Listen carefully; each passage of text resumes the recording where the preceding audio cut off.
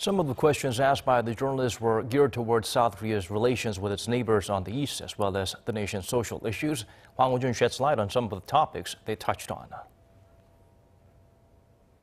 President Moon Jae-in insisted that Japan needs to take a humbler approach in dealing with the bad blood caused by the two countries' quote, unfortunate history, referring to Japan's colonization of Korea in the early 20th century. Whether or not Seoul and Tokyo have a future-oriented relationship, he said, is up to Japan. 이것은 한국 정부가 만들어낸 문제들이 아닙니다. Last October, South Korea's Supreme Court ordered a Japanese steel company to compensate the Koreans it forced to work without pay during World War II. And on Wednesday, another court ordered the company's assets frozen ahead of their likely seizure. Right away, Japan called in the South Korean ambassador to file a complaint, calling the move, quote, extremely regrettable.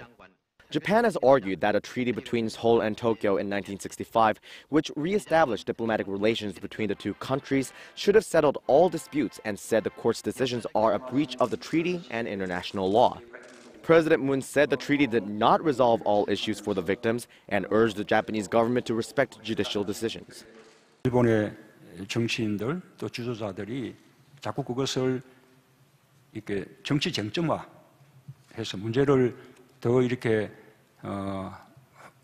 논란거리로 만들고 확산시켜 나가는 것은 저는 현명한 태도가 아니라고 생각합니다. Regarding social issues in South Korea, President Moon said the gender gap, one of the largest in the developed world, is a shameful reality. He insisted that his administration has been and will continue trying to break the glass ceiling. And when asked about criticisms of his appointment of former journalists as senior staff members, seen by some as an inappropriate relationship between the government and the press, President Moon insisted that it is no such thing and that the appointments were based only on their competence. President Moon Jae-in once again stressed that Seoul and Tokyo must combine their wisdom to resolve these wartime issues and not undermine their forward-looking relationship.